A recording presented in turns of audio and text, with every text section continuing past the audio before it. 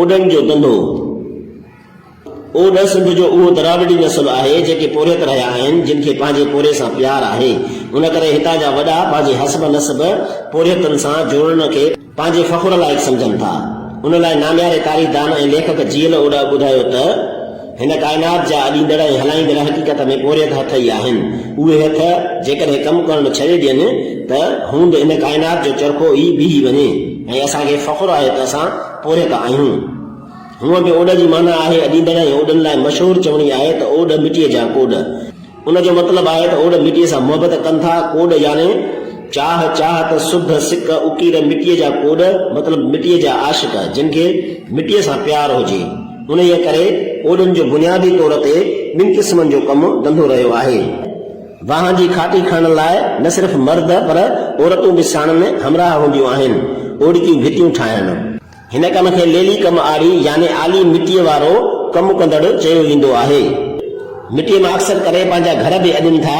हिननि जे हथनि सां ठहियल अक्सर करे ओडकियूं भितियूं तमामु घणियूं मज़बूत ऐं पाइदार आहिनि।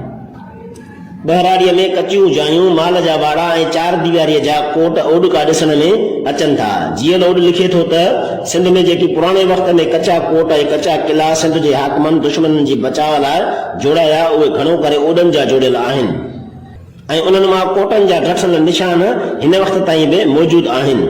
ओड न सिर्फ़ सख़्त मेहनती थियनि था पर पंहिंजे कम में हद दर्जे जा ईमानदार बि आहिनि। उन हवाले सां ही उसूल परस्त बि आहिनि।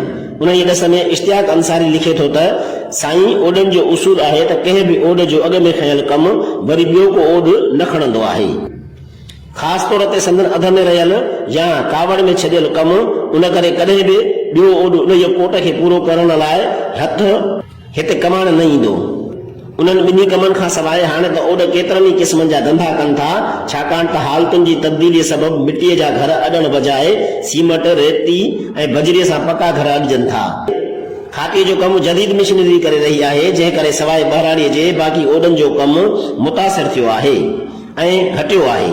उन जे करे हाणे ओडनि जी वॾी आबादी तालीम पिराइण तरफ़ पिणु रुजू थी आहे जंहिं करे केतिरा ई ओड डॉक्टर इंजीनियर उस्ताद ब्यूरोक्रेट सिपाही वकील क्लार्क वग़ैरह तौर ते बि भर्ती थिया आहिनि। महिनत ऐं मज़दूरी बि हर हिकु क़िस्म जी कनि था जॾहिं त केतिरा ई ओड दुनिया जे मुख़्तलिफ़ मुल्कनि में जहिड़ो कि बर्तानिया दुबई अमेरिका चाइना ऑस्ट्रेलिया खां अलावा ॿियनि केतिरनि ई मुल्कनि में मुख़्तलिफ़ शोबनि में न सिर्फ़ ख़िदमतूं सरअंजाम ॾेई रहिया आहिनि पर आला तालीम बि पिराइनि था जंहिं करे ओडनि जे नई नसुल जदीद दुनिया सां गॾु हलणु सिखी वरितो आहे।